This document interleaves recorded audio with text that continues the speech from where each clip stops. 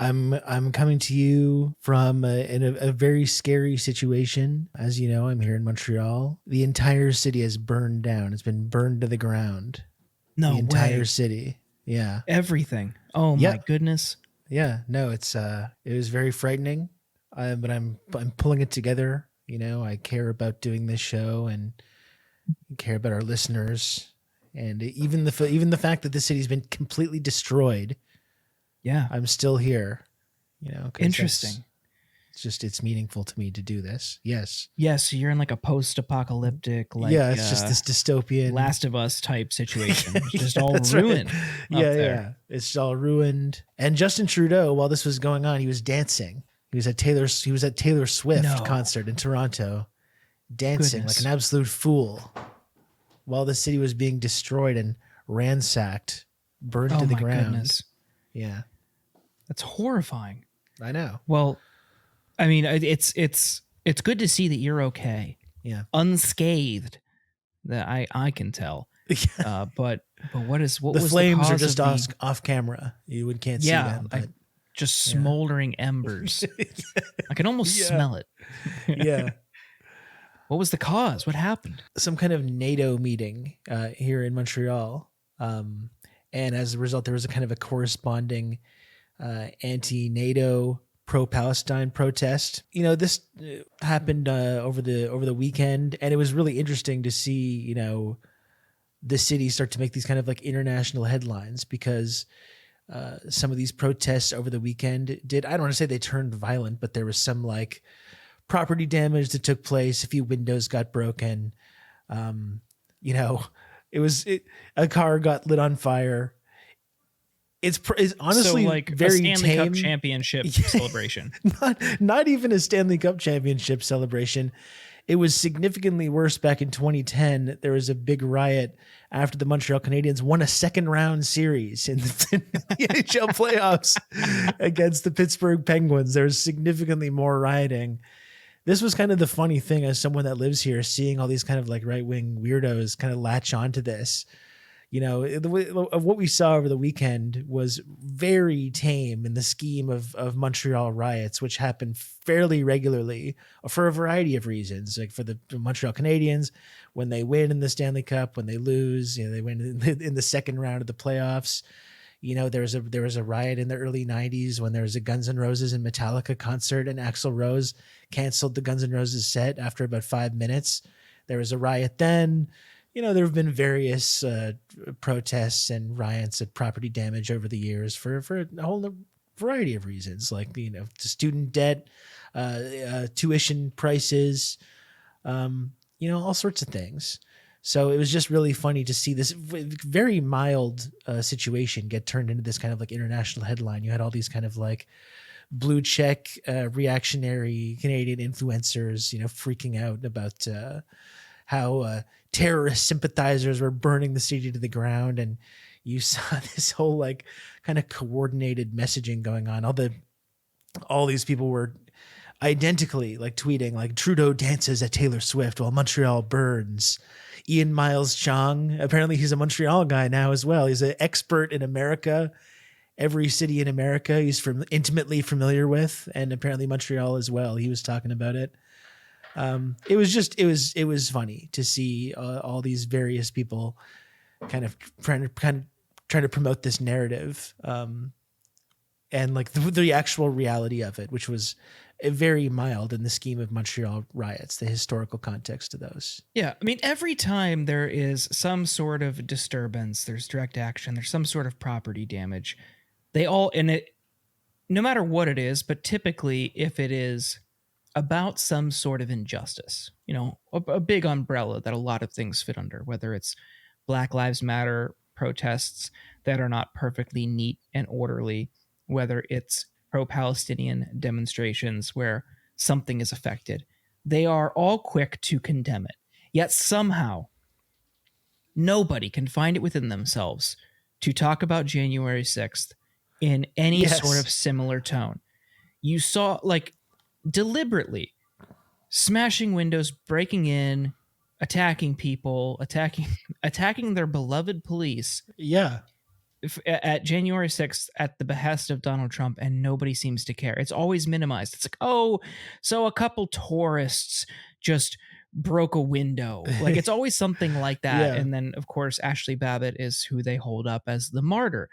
And I think that's a good illustration of why you should never give any of this concern trolling any serious thought. How people protest, whether you disagree with it or not, on this stuff, like pro-Palestinian demonstrations at or outside a NATO meeting, they're doing it for a reason. And you can go through every step of the way. BDS, peaceful protests, any sort of actions, peaceful or otherwise, just calls for diplomacy have been ignored, and in some cases, and especially in the US, punished or banned. In many states, you can't even participate, or any business that wants to do business with the state cannot participate in BDS. They have outlawed forms of speech around this issue. What recourse do people have? And if there's some property damage at a building, it's going to be okay. You have to look at why they're doing it. And in this case, it's to stop the wanton slaughter of tens of thousands of people. And January 6th, it's because our guy didn't get elected. Yeah. I want the host of The Apprentice to be permanent president of the United States. Right. I want a dictator. And from Malaysia, I want the U.S. to have a dictator in Ian Miles Chong's case. But like, you could just see, it's not about the form of protest. It's not about what happened. It's that they want this speech quashed, especially college campuses. The Intercept did 2 really good stories this week about all the different ways they have tried to crush campus protests. Any sort of protest in some campuses is labeled anti-Semitic. You can't do encampments. You can't demonstrate. You can't use bullhorns.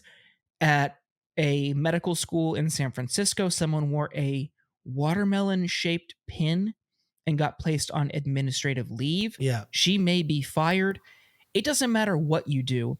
They will try to seek it out and destroy it. So it's not about the form of protest. It's about the message. That was something that I found really interesting about all this, like seeing these right-wing people weighing in on this. And I do find that fascinating. Like going back to the Canadian angle too, but like the trucker convoy a couple years ago. And, when is property damage this like unforgivable crime? And when is it totally acceptable? When is, causing disturbances in traffic and disturbances with like local small businesses? When is that okay? And when is it not okay? When do we need to worship the police and kiss their boots and worship the ground they walk on? And when are they the fascist thug foot soldiers of our Islamic Sharia communist dictator? Which is what you saw, that kind of language when they ended up clearing out some of these like trucker convoy people after like multiple weeks of driving everyone in the city totally insane, to protest these like vaccine mandates. It's really interesting how it's like their views are they fully just shift and change and distort depending on the situation, and what the reason is for it. I should also mention that the whole thing that they were saying, like Montreal burns, part of the reason they were saying that was because number one, there was one situation where they burned like an effigy of Benjamin Netanyahu, who was just accused by the ICC of war crimes. And there was like an effigy that said like Netanyahu to the Hague, and they burned it. There's like a crowd of like 100 people standing around this like small burning thing of Netanyahu. That was one thing. And there was also a single burned car that happened. And in I was watching all the footage from it today. There's various footage in Canada. I was watching some of the international footage of it. And all the B-roll, they would say burned cars were being burned. And there was just this, they would just show this image of this one car burning, which eventually it was proven today that this one car was burned because the police fired a tear gas canister, which smashed the window of the car and then burned the seat. And that was the entire, that was the whole Montreal burning story that took place. So the police burned this one car. And that was on all the footage and every single piece of commentary about this, and all these like right-wing influencers talking about it. That's what ended up getting referenced as like this terrible, awful crime that had happened. It wasn't some mass phenomenon. And I'm sure every media outlet that ran that footage and pretended like and reported out that it was some sweeping pattern of behavior, I'm sure they will all run updates and Yeah, correct absolutely. their They're own all going to be reporting. I'm sure that's apologizing. coming any day now. Exactly. Ian Miles Chong is going to give a notes app apology to, I got this Right. one wrong, Yeah, my bad. serious I journalist. promise to Yeah. do better. Exactly. Anyway, it was just funny seeing my city make these kind of international headlines, and this whole phenomenon of like right wing people acting like whether it's Montreal or like whatever other city, like it's this lawless dystopia. I was walking around all weekend, totally fine. It was nice. Wow. You're lucky. Yeah, exactly. You're lucky you got out of there. Yeah, Yeah. definitely. Well, in positive news, Rob, I don't know if you heard, Kamala Harris has been laying low since her defeat in the presidential race, unwinding with family and senior aides in Hawaii before heading back to the nation's capital. But privately, the vice president has been instructing advisors and allies to keep her options open, whether for a possible 2028 presidential run or even to run for governor in her home state of California in 2 years. As Harris has repeated in phone calls, I am staying in the fight. This comes from Politico.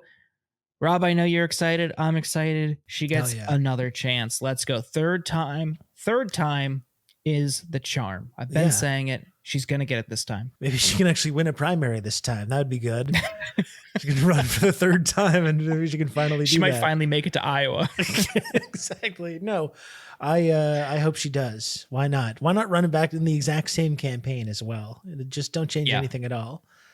I think that's the ultimate strategy here. I think what's also funny about this is I've been watching Veep. Like, I don't know if you ever watched Veep, like the entire series, but I've been watching some of it. Yeah, I've been watching through it, and I realized like how much Kamala is like Selena Myers, who also has this like delusional drive to continually run despite constantly losing. So yeah, I couldn't shake that, that she's not beating the Selena Myers allegations with this. I would definitely watch it though too, because it's like, I think Veep understands something about American political culture that is really, they really get at something that other shows that attempt to deal with that or treat these people like they're these great, fantastic, moral people. And it really shows how awful and slimy it is. I think even the people that wrote and created Veep don't even realize how accurate it is. They're all on record being like, no, Kamala is like nothing like Selena Myers. There's like headline after headline of talking about how she's no, don't worry. She's nothing like, but she's not beating the allegations. And I think this delusional run would really cement that. So I hope she does it. It's definitely a city that is more akin to Veep than The West Wing or House of Cards. And House of Cards and Veep came out within the same like couple year window, I think. At least they overlapped when they were on it, streaming platforms.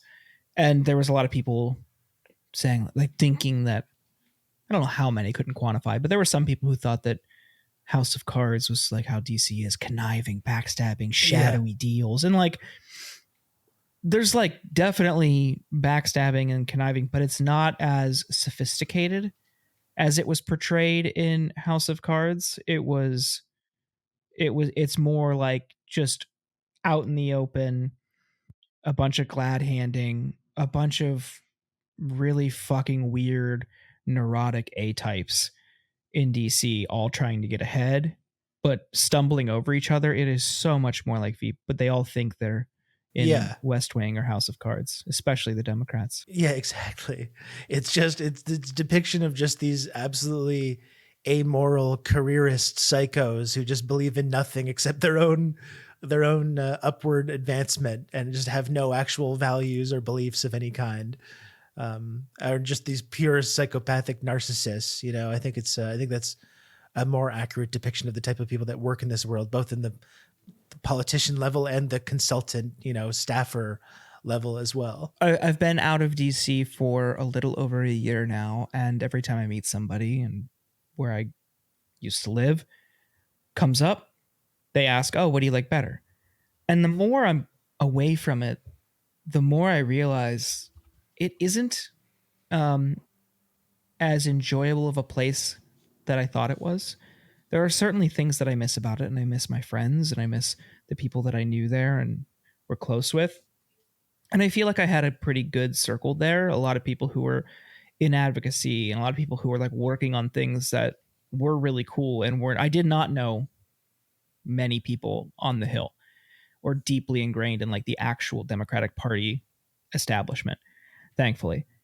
But anytime I did interact with anybody like that, they have this air about them, like where they're doing you a favor by even talking to you.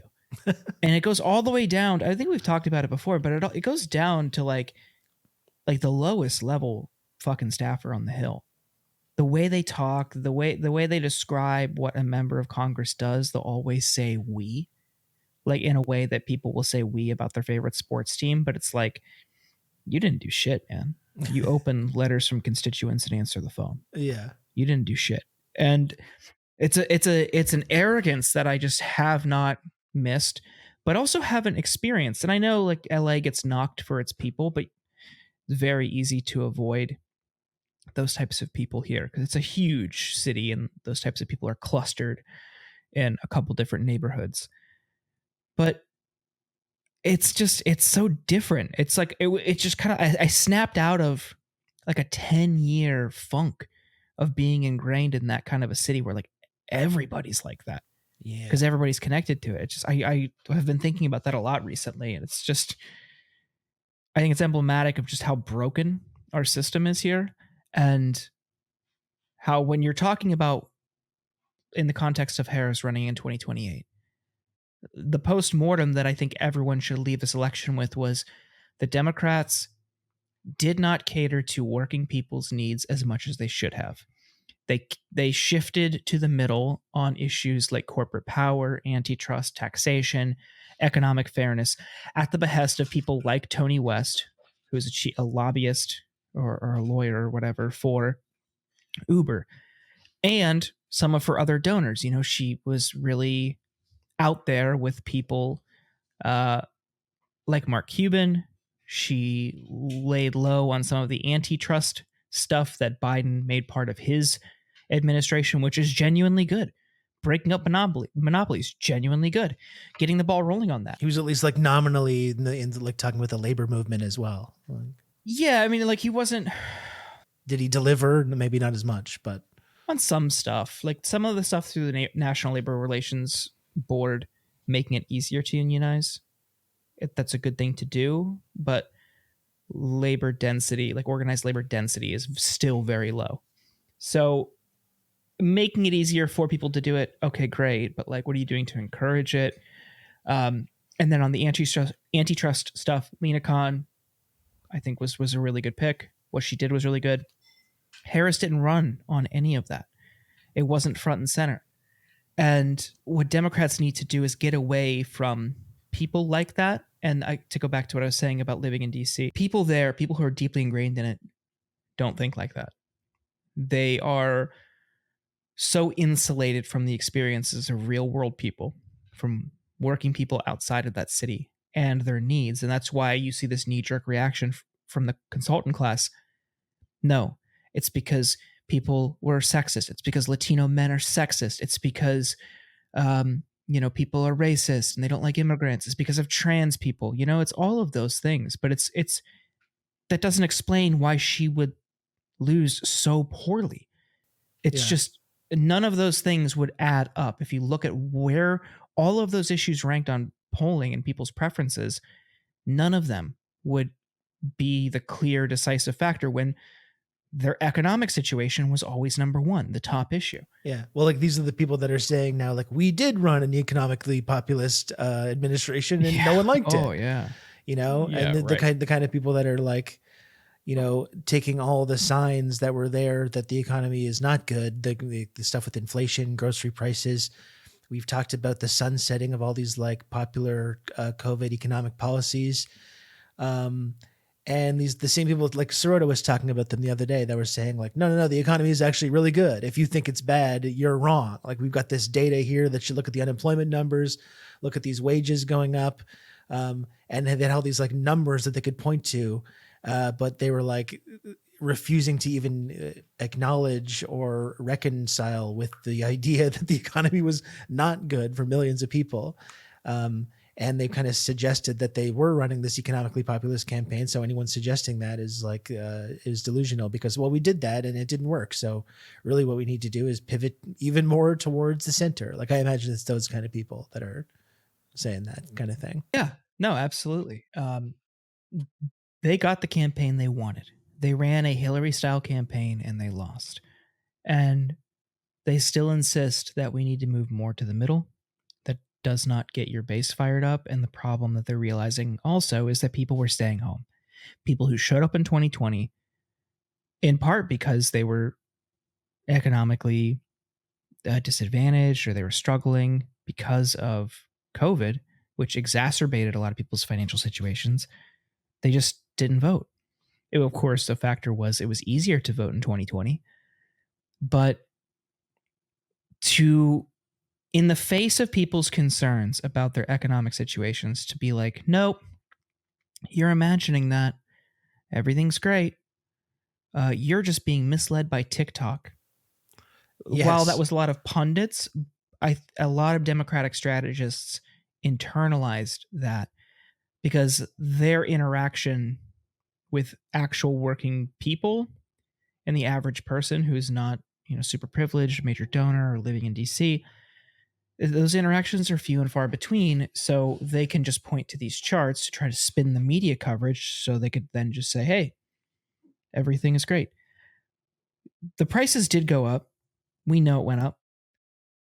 And there was inflation, and it did linger and remain because corporations were increasing the prices. They were using some supply chain inflation, especially with like chips and stuff for electronics. They were using some of that to justify increasing prices across the board and then refuse to lower. Remember eggs? Yeah. And then the naysayers, like some pundits were like, no, they're not, the corporations are not raising egg prices. It's because there's like an avian flu or something like that. Well, okay, as it turned out, lo and behold, egg companies, poultry farms were artificially raising prices. They're operating like a cartel. You're doing yourself a disservice by ignoring these problems because you're too afraid to just take on corporate power. And now you give power to Trump. Like, good job. You were too scared to upset the apple cart and upset your donors who probably just want Trump to win anyway, because it'll be easier to twist his arm to get lower taxes. What do you gain nothing from this? You lose everything. It's absurd. So on the subject of Kamala, I mean, obviously, I think her running for president again would be fucking delusional. Very funny. We'll see if that actually happens. But with the idea of running for governor of California, like you're in California, do you think that would actually be something that could work out for her? Like, obviously, I don't think anyone's expecting her to get that kind of a emphatic to receive that kind of an emphatic loss in this election. I think the numbers have slightly tightened up a little bit, the whole popular vote numbers, although losing the popular vote is still pretty devastating, I imagine. But she does have a lot of name recognition. I don't know how popular she is in the state. Do you think that would actually be something that would be a viable path for her to maintain some kind of relevancy in this post-election world? Yeah. Yeah. I mean, I could totally see it. I could see her running. I wouldn't have a hard time seeing her winning here. I would hope she doesn't, but I do think that if she runs, she'll probably win. That said, I was just talking to my fiance about this the other day. I feel like California is due for a like correction, right? Isn't to say that we're like heading in the wrong direction. I think of course, every state has issues. California has many issues. How it has been run is flawed, but like a correction in like a market or trend analysis way, right? Like they've had, several Democratic governors repeatedly. I feel like this could be a moment where an Arnold type figure, not with his like celebrity status, but running a type of campaign with a message that he has, like not touching social issues, climate change is obviously real. These things matter. But then speaking to some of the things that a lot of Californians are upset about, and I'm not saying this is how things should go. This is not an endorsement. But there are many Californians who are upset about the taxes. There are many there are some really fucking regressive Californians here. Some of our ballot initiatives, like protecting like slavery in prisons here, like why on the ballot, shutting down an increased minimum wage proposition this cycle. Like those are some really regressive results on ballot initiatives. So like it does seem like there's an appetite for someone who's going to protect the safe social issues, marriage equality, protections for all, climate change, that kind of stuff. But then come in and be like, yeah, I'm going to give more money to the cops and crack down on crime. I'm going to throw more people in jail, clean up our streets. I'm going to lower your taxes. It seems like that, like the political climate is right for somebody like that to enter. And Rick Caruso, who tried to run for mayor in 2022, lost to Karen Bass. He's thrown his name out there. I don't know how he would do statewide, but there have been a few others that have thrown their name out that maybe. I do think, though, in a race with Kamala, she takes it just because of name recognition, and people here, of course, really like her. They've elected her statewide multiple times. It would be interesting to see how that develops. Like I said, I think running for president again would be hilarious, but that does seem like a possible option that might actually be, less delusional. Oh, I hope not. I really hope not. She doesn't have the juice nationwide. No. And frankly, I'm curious about what the Democrats are going to end up doing, whatever happens in 4 years. I know a lot can happen since that time, but yeah. I think banking on them not learning any of the lessons that they need to learn, I think is a safe bet. I really appreciate Sirota. I like that he, I appreciate that he comes on this show and talks to us. Huge amount of respect for the work that he's done, both as a speechwriter for people like Bernie Sanders with The Lever. I still feel like for someone that's worked around this party for the length of time that he still has this kind of sense of optimism that like there's this hinge point that they're going to figure out how to do the right thing, or that they're going to be vulnerable to, good people coming in and finally steering them in that direction that a lot of us, feel they should be. I feel like it's misplaced enthusiasm, to put it kindly. But again, that's not taking away from anything that he's done throughout his career. Tons of respect for the guy, but I find it amazing with after all the disappointments that he's faced over the years, that he still has this sense of optimism about that. I can't say I share this feeling. No, I've talked to him about it a little bit within the context of Chris Hedges, because Hedges is my favorite writer, and Hedges is a massive pessimist. It's hard to find someone more pessimistic than him, but he within that is one of the most insightful writers I've ever read. He's just phenomenal. And I was talking to him about it a few years ago, and he's like, I can't stand Hedges because he's just so nihilistic, which is fair, totally fair criticism. And he said, like, if that's your take, like, why do anything? Why not just kill yourself? Like, he's like, what's the point? Yeah. Like, what if you're said that on this show before? Yeah, I mean, exactly. That's his take, basically. Yeah. It's like, if you're so consumed with nihilism and pessimism and this kind of stuff, why do anything at all? Why bother? Why even engage? And for some people, I mean, it's like the Matrix analogy, right? It's just like, you just want to check out, you just want to eat the steak, you want to just like forget everything, you want to just live in a fantasy world. And a lot of people do that. There are so many people right now. I've talked to many. Oh, I just haven't been paying attention to the news. I can't believe, I just want these 4 years to be over with. And I really want to underscore why that is the wrong type of thinking right now. The time to do that, honestly, was 2016. Everyone got engaged, everyone got fired up, and with the exception of the ACA fight, because while it's not perfect, we certainly don't want to lose pre-existing coverage condition. We don't want people to all of a sudden not have insurance again for those who are lucky enough to have it. Of course, it does not go far enough. We need a universal program. But with the exception of that, there was no real big fight where public engagement mattered. And also, that administration was overcome by ineptitude. This time, it's not the case. It is very clearly not the case. Like the Project 2025 stuff, well, releasing a policy book in advance is not new. They already are staffing up the administration with people who wrote it. They have an agenda, they have a mission, and they know what they're doing, and they're already executing it.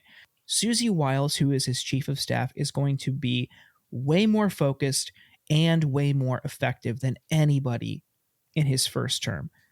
It is now is the time to engage. Now is not the time to check out. And I think a lot of people are falling into this trap. Well, we got through the first 4 years. We'll get through this. It's just going to suck. It's going to be annoying. No, now is the time to engage, because you can mess shit up. You can pressure people who are up for re-election in 2 years. You saw some of that happen in the first term. Many Republicans in somewhat safe seats aren't even in Congress anymore. Arizona lost both of its senators. Like, you can run these people out of town. Like, and the methods are not like just, showing up to a protest in your hometown. Like, they were following, remember fucking Jeff Flake getting followed constantly, on airplanes, getting confronted at airports. Like, that's what you need to do. And these people will just give up because they're cowards. Ben Sass, same thing. He's gone. Like, you can harass these people within reason. I'm not encouraging you to actually commit unlawful harassment, but like, it's called bird dogging. It is a method. You just hound these people wherever they go. They will succumb to pressure because they are cowards. It works. And when they're trying to implement this plan, now is the time to engage. When they didn't know what the fuck they were doing in 2016, that's more or less when you can kind of just coast and watch TV. Yeah. And I guess that's when you come down to these questions. It's not necessarily a question about engaging or just checking out also, but it's just like whether it's worth it to put all your hopes in these like big parties like the Democratic Party, or these parties like in Canada, the Liberal Party, that have been engaging in this kind of like neoliberalism for the last 30, 40 years that have contributed to all these problems and have all this big money behind it. It doesn't mean just completely check out and refuse to engage at all with that, but it raises serious questions about whether these parties are going to be vehicles for like any kind of like transformative change that you want. That's why I was interested to see Bernie's post-election response, asking these kinds of questions, like, should we be supporting more independent candidates that are outside of these two parties? Like, is it possible to kind of try and work outside of that system? I think often about, and I thought especially in 2020, whether it would have been worth it for Bernie to kind of try and operate outside that system and not engage with this whole kind of circus sideshow Democratic Party primary in which they came together to ensure that he kind of couldn't win despite the amount of momentum and the amount of fundraising that he was doing. He kind of proved during that 2020 run that you can raise significant amounts of money and have a legitimate kind of candidacy outside of that kind of corporate machine. And trying to work within that system kind of, I think, was ultimately something that ended up causing him to kind of crash and burn. So I'd be interested to see whether someone's going to kind of start taking that sort of method or that ethos and to work outside of this system. And I think that's just the really fucked up thing about this election as well. Cause this is obviously a problem throughout the West in general, but in America, the amount of money that just gets thrown into this system, and how, like, if you're operating, no matter what, if you're a Democrat or if you're an independent, whatever, if you're in one of these states and you catch the attention of one of these special interest groups, they can just spend tens of millions of dollars on TV ads to completely crush you. Which makes it really hard to imagine how anyone, like, in any whatever method you think is the method to go with, whether it's working within the Democratic Party or working outside that, it makes it really difficult to see how you could really meaningfully make any kind of change through that system when millionaires and billionaires have the perpetual right to just spend ungodly amounts of money to ensure that your message gets completely crushed. Like, that's a really kind of fucked up and very non-democratic situation that's hard to imagine is going to be rectified anytime soon, especially now that Donald Trump is probably going to end up nominating even more Supreme Court justices in the U.S. So yeah, it's not an argument when you talk about this kind of pessimism or cynicism. It's not an argument to completely check out entirely, but I think people are right to be cynical about engaging in this specific way through electoralism and through these big parties. And it's hard to see a way forward after the results that we've just seen, and after they seem insured, they seem really inclined to not learn any lessons from that moving forward as well. There's one other thing I wanted to talk about, and that was a big story this past week. Sarah McBride, the first trans member of Congress, got elected and is already experiencing a wave of harassment from her colleagues. Nancy Mace tweeted, I think, hundreds of times in a several day span about, not feeling safe in the women's restrooms, and Sarah McBride should not be able to use the women's restroom. It's just like a nonstop barrage of anti-trans screed. Psychotic. It is absolutely deranged. Mike Johnson, Speaker of the House, said she can't use the women's restroom, which is ridiculous. They're singling her out and her alone, but it also has downstream effects, because if there's trans people working on the Hill or visiting, they're also discriminated against, which is just absolute bullshit. At the same time, Trump is saying he wants to get rid of all trans service members. And now, I am certainly not a troop lover, but if that's something that you want to do, and that's something you feel called to do, or in many cases, that's something you need to do for stability in your life because there are no other options, and that is a very common occurrence, you should not be discriminated against. But that's what we're dealing with right now. They are out of the gate coming out with intense transphobic attacks, and at the same time, many top Democrats are saying, yeah, maybe we should just soften on trans issues.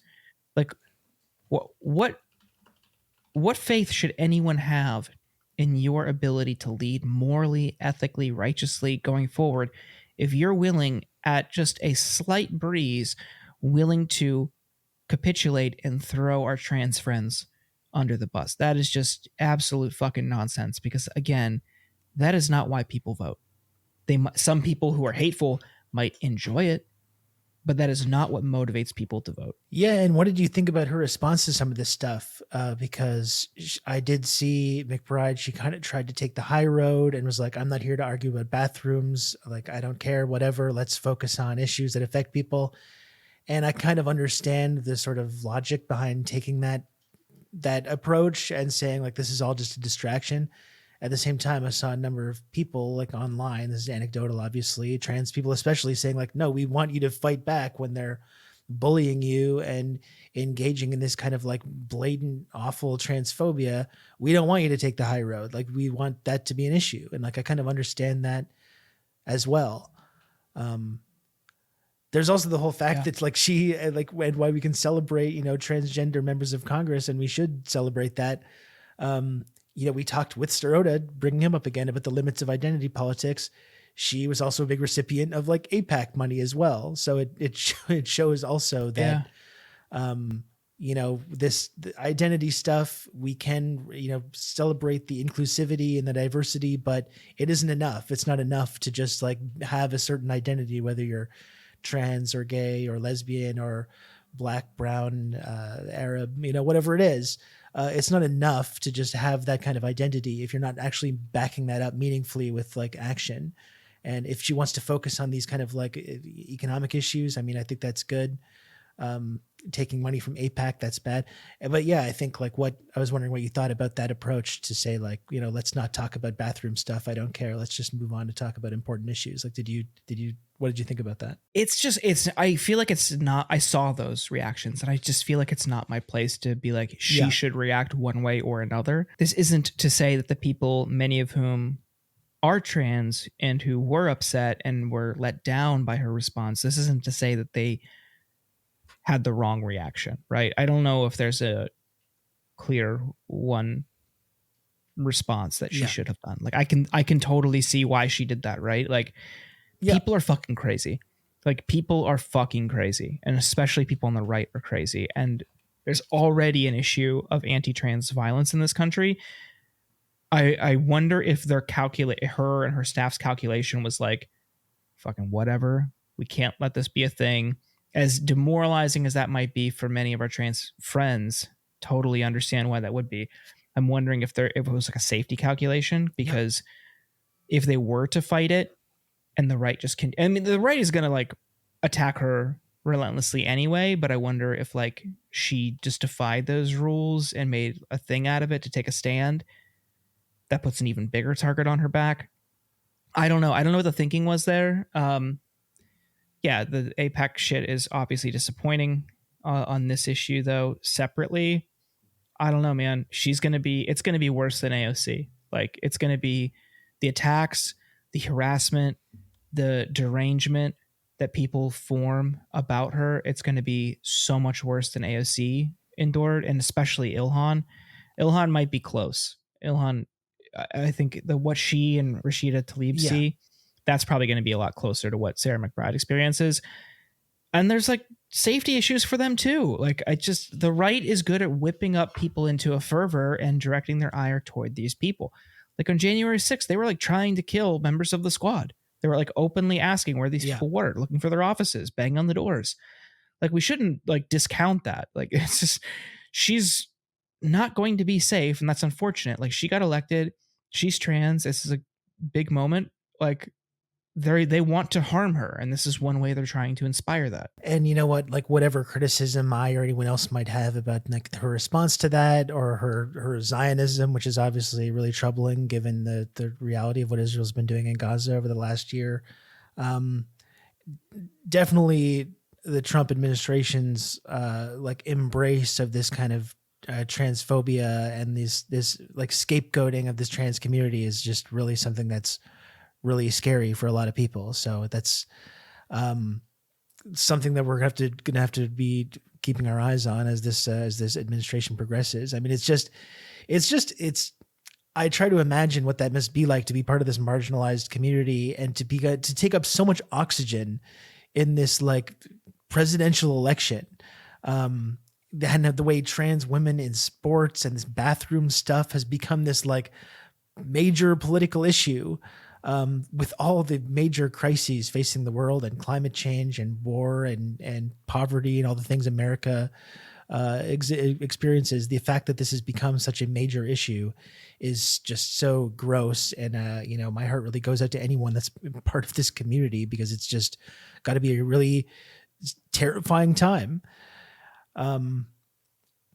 And yeah, so the attack, like you're saying, the attacks that she's facing are certainly going to be really grotesque, and it's something that's just a major concern for everyone, I think.